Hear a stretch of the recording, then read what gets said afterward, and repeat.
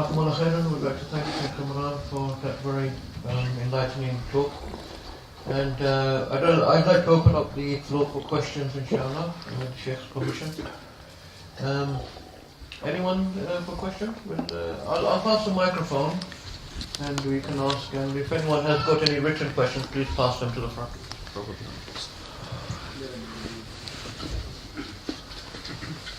Assalamu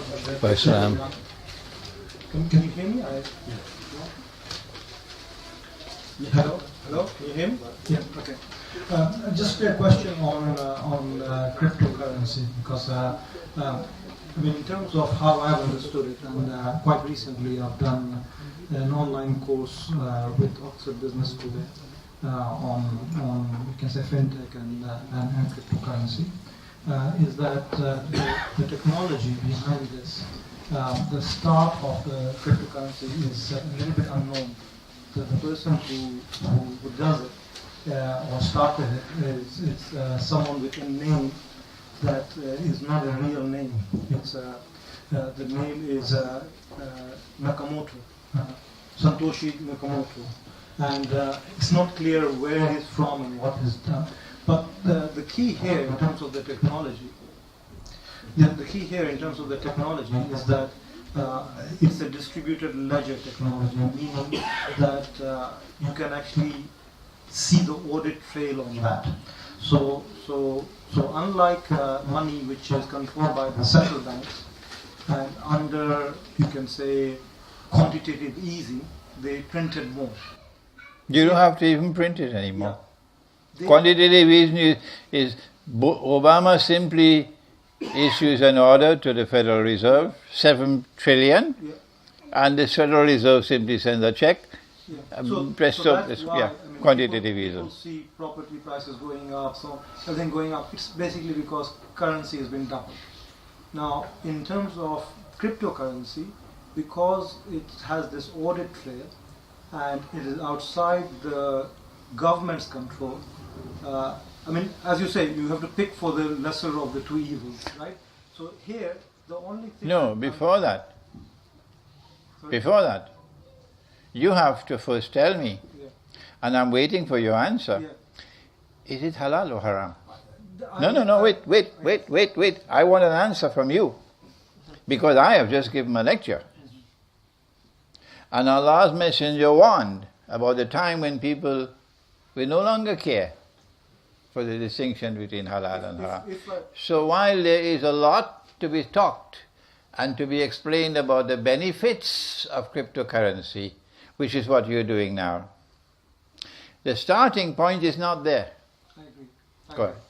I agree. I think if I understood your lecture correctly, all electronic money is haram, because money has to be effectively something that you cannot create. It's created by God. So in terms of even, you can say, any paper money, electronic money, or cryptocurrency, they're all haram.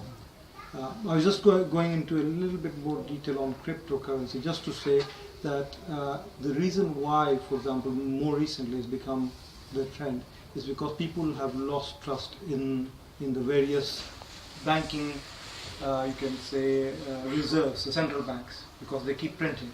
So they said, okay, in this one, because there is a distributed ledger technology, we can actually see what this currency did.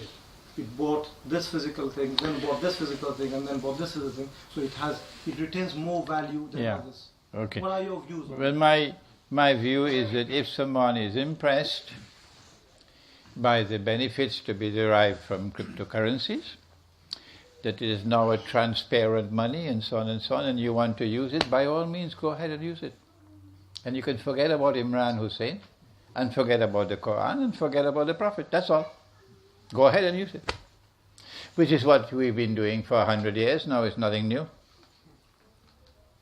My function as a scholar of Islam is to give priority to the Book of Allah and to use the Book of Allah to explain the world of money, to explain the political system, which is why I have made critical comments about Dr. Iqbal. I admire Dr. Iqbal. He's my teacher. He's a phenomenal scholar. But if Iqbal was alive today, he'll be sitting with me, not with you. He would say Imran is correct for the criticism he's made of my thought. That's how Iqbal will respond. That's the kind of scholar he was. If I have criticized Dr. Iqbal, I have not done that because of being malicious towards him. No. If a schoolboy comes and criticizes me and his criticism is correct, I admire that schoolboy. That's how scholarship operates. Okay? This is the function of Islamic scholarship. And this is not what we are doing today. Go to the book of Allah and let the book of Allah explain the world today. وَجَاهِدْهُمْ بِهِ جِهَادًا كَبِيرًا, says Allah. Wage a mighty jihad, intellectual jihad, with the book of Allah. But with their PhDs from Oxford and Cambridge, forget it. The progressive scholars emerge with their PhDs in Islamic scholarship from Oxford and Cambridge. Forget it. Yeah, I'm not making a question. Go ahead. I agree with what you said, Sheikh Imran. And in terms of the big picture, I get your message. I think maybe the way I was explaining cryptocurrency probably gave the impression that I accept these. No, I understand the benefits of cryptocurrency. I understand the benefits of paper money. Yes, you have something called a wallet, and you can simply fold the paper and put it in the wallet. How convenient! So if it's convenience that we want, this is superior to a bag full of gold and silver coins. And if it's convenience that we want, then you go to the supermarket and you just have a plastic card. And now I understand. It's a secret, I believe. It's a secret that you don't need a plastic card anymore tomorrow. You just take your finger and you touch. Gone. If it's convenience that you want, then go ahead. Go ahead. But Allah sent the Quran to a people who think. And if you don't think in this age, you'll be tested and you'll fail the test and you'll pay the price for it. Surah Al-An'am, I think. Do we have any Hafiz here? Any Hafiz? Right. وَلَقَدْ ذَرَأْنَا لِجَهَنَّمَ كَثِيرًا مِنَ الْجِنِّ وَالْإِنسِ. Is it Araf or Al-An'am? An'am? An'am, okay. Surah Al-An'am. وَلَقَدْ ذَرَأْنَا لِجَهَنَّمَ كَثِيرًا مِنَ الْجِنِّ وَالْإِنسِ. Huge numbers. This time for Jahannam. Human being and jinn. Human being and jinn. Mark carefully this link, because it is extremely important. Human being and jinn assisting each other. فَبِأَيِّ آلَاءِ رَبِّكُمَا تُكَذِّبَانِ.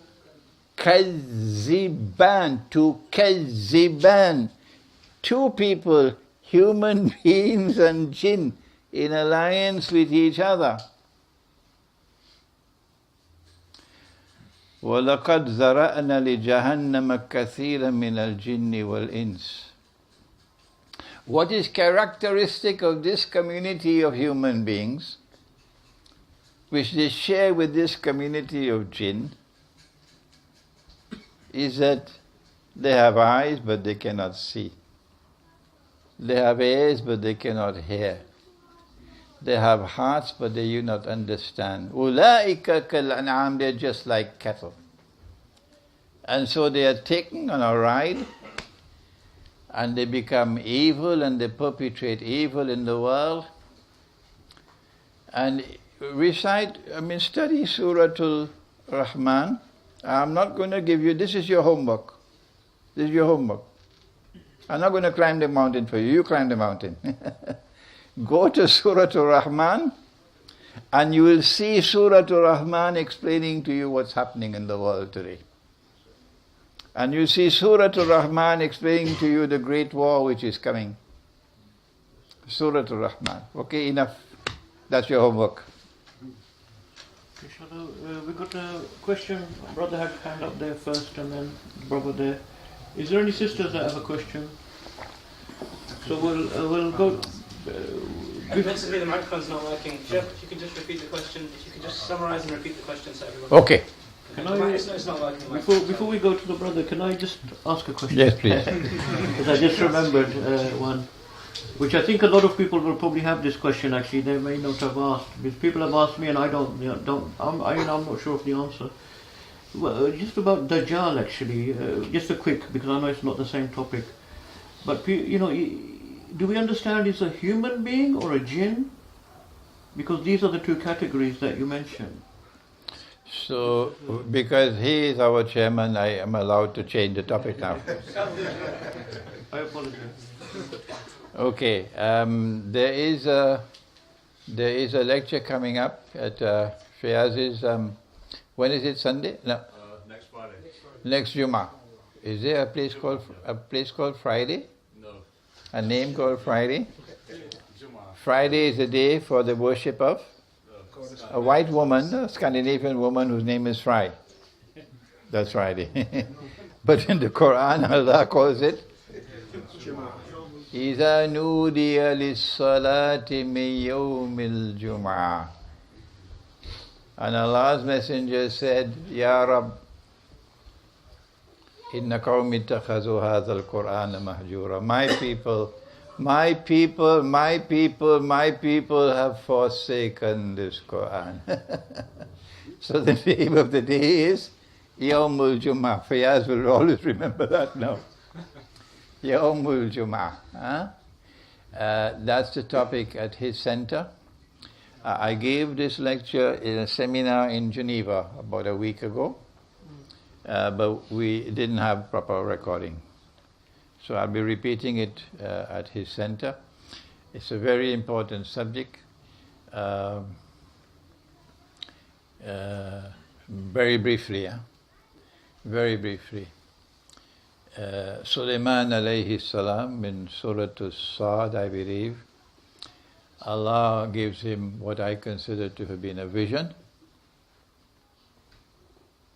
And the vision caused him great distress. وَلَقَدْ فَتَنَّا Sulaiman. Distress. What did he see? He saw someone sitting on his throne in the vision. And that person sitting on his throne was a jasad. And he understood that Allah had given him this vision so that he would know that that jasad, who is an evil jasad, wants to inherit his kingdom. He responded by immediately making an extraordinary dua, unlike anything ever before in history. This is the Khilafah state established by Dawood alayhi salam.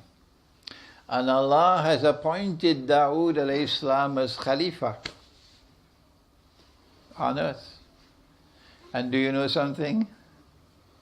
The Khilafat movement of India, they had more knowledge of this subject than your All India Muslim League, really. The Khilafat movement of India. They were heroes. With all the mistakes that they made. With all the mistakes that they made. And they made mistakes.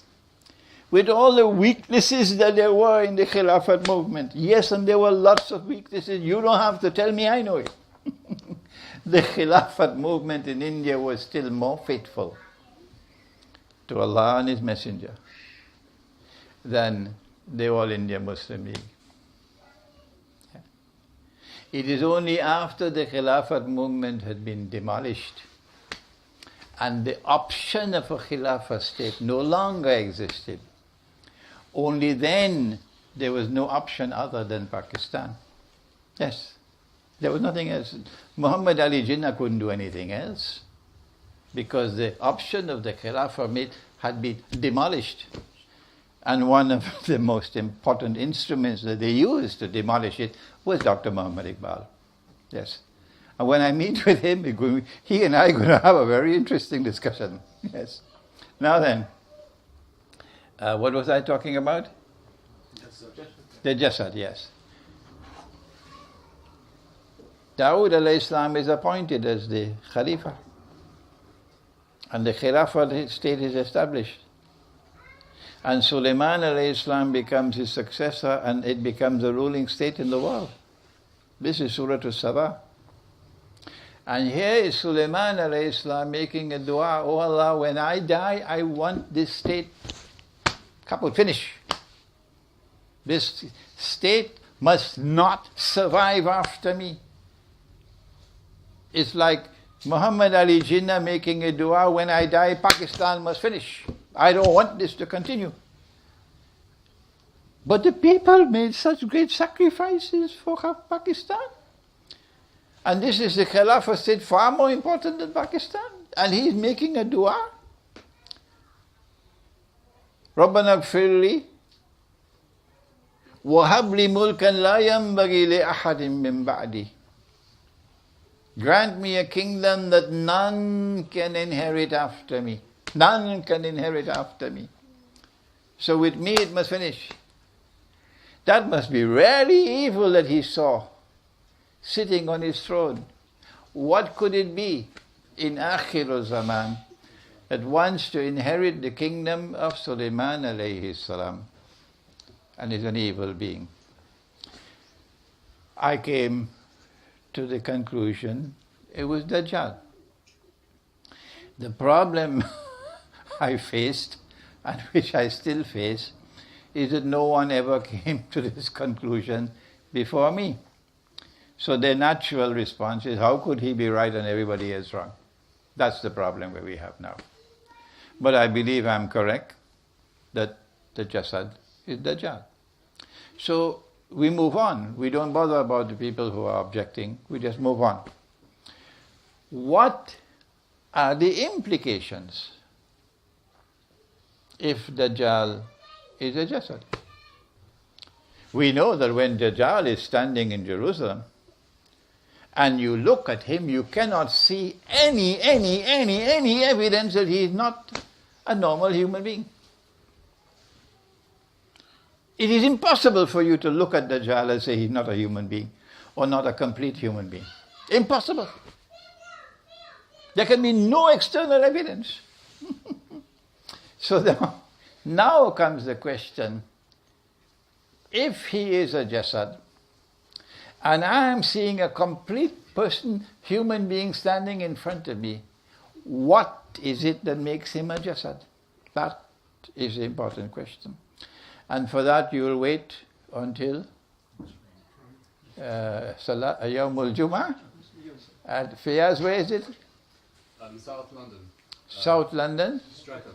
Good. You heard that? Yes. Good. That way now if I don't give you the answer, you'll come. You come next Jum'ah, inshallah. What is it that is missing in Dajjal that I cannot observe with my eyes, which makes him a Jasad? That is a fascinating exploration of Islamic psychology here.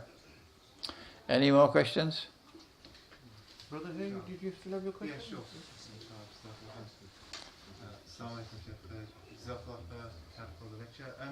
Just a quick question on the solution, unlike you suggested, some brothers making hijrah to, say, Pakistan or mountain or a different place and trying to live out there. I've had brothers, they've already done this before, and due to difficulties they spent 20 years in a different country and then they've ended up coming back. But also another hadith comes to mind, which is a hadith of Umar radiallahu anhu, where he says, number one, if you deal in a usury and you hang on to the tails of cows, and being satisfied with cultivation and cease to take part in jihad, then wait until the humiliation. So, isn't going to a mountain and just cultivating and holding on to the tails of cows and just kind of living out your life, isn't that part of that really, rather than the whole system, if you get what I'm saying? Okay. Methodology. Yes. Whenever